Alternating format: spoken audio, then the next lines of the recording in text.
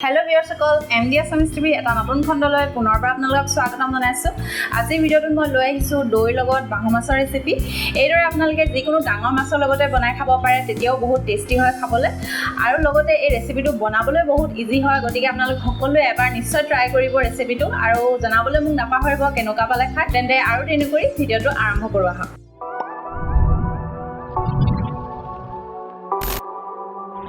বাহু মাছ 4 পিছত নিমখ হালধি লগাই লৈছো। এইখিনি মই ফ্ৰাই কৰি লম। দুটা মিডিয়াম সাইজৰ পিয়াজ পেষ্ট বনাই লৈছো।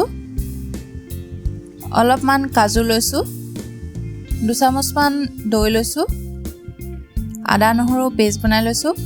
কাশ্মীৰ মিৰ্চ পাউডাৰ, গৰম মছলা, জিৰা পাউডাৰ, ধনিয়া পাউডাৰ, দুটা কেঁচা জলকীয়া, অলপমান গোটা জিৰা, এখিলা তেজপাত, হালধি আৰু নিমখ লৈছো।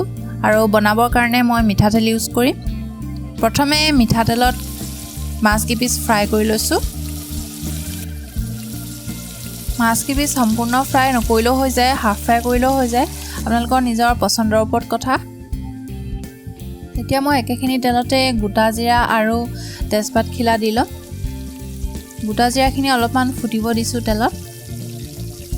এতিয়া পিয়াজৰ পেষ্টখিনি এড কৰি দিছো। পিয়াজৰ পেষ্টখিনিৰ পৰা পানী শুকোৱালৈকে লৰাই থাকিব এইদৰে। অলপমান যেতিয়া তেল বিৰিঙিব তেতিয়া আমি আদা নহৰু পেষ্টটো দি দিম। এয়া চাওক তেল বিৰিঙিছে। এতিয়া মই আদা নহৰু পেষ্টটো এড কৰি দিছো।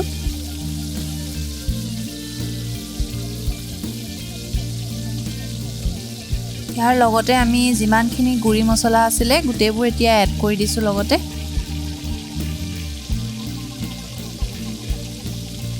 ভালদৰে মছলাবোৰ মিক্স কৰি লম। অলপমান পানী দি দিছো যাতে কেৰাহীত লাগি নধৰে। মছলাবোৰ যিমানে ভালদৰে সিজাই ল'ব তেতিয়া বেছি টেষ্টি হয় কাৰীখন খাবলৈ। তেল বিৰিঙিব ধৰিছে মছলাবিলাকত।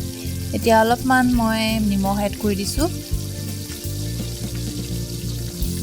লগতে দৈ আৰু কাজু পেষ্টখিনিও এড কৰি দিছো।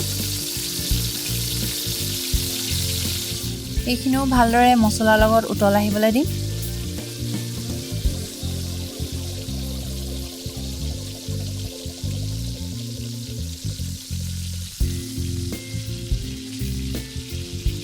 ভালদৰে উতলি গৈছে।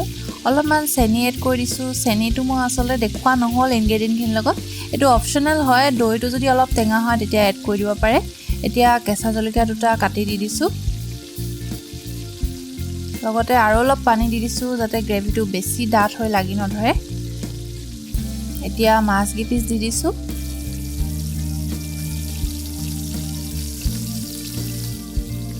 দুই মিনিটমানৰ পাছতে ইলুটি কৰি দিছো।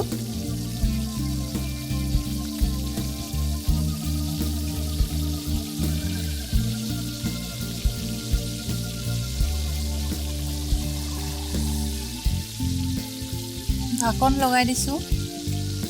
ঢাকনখন আঁতৰাই আপোনালোকে মাজে মাজে লৰাই থাকিব যেতিয়ালৈকে গ্ৰেভিটো অলপমান ডাঠ হৈ নাযায়। এয়া আমাৰ গ্ৰেভিটো হৈ গৈছে ৰেডি। এয়া দৈৰ লগত বাহু মাছৰ টেষ্টি ৰেচিপি ৰেডি হৈ গ'ল।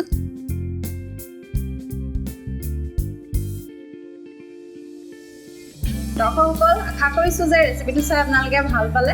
যদি ভাল পালে তেন্তে লাইক আৰু কমেণ্ট কৰি দিব। আপোনালোকৰ লাইক আৰু কমেণ্টবোৰ পালে বহুত উৎসাহ পাওঁ নতুন ভিডিঅ' বনাবলৈ। তেন্তে আজিলৈ আহিছো, আকৌ লগ পাম এটা নতুন ভিডিঅ', এটা নতুন টপিকৰ।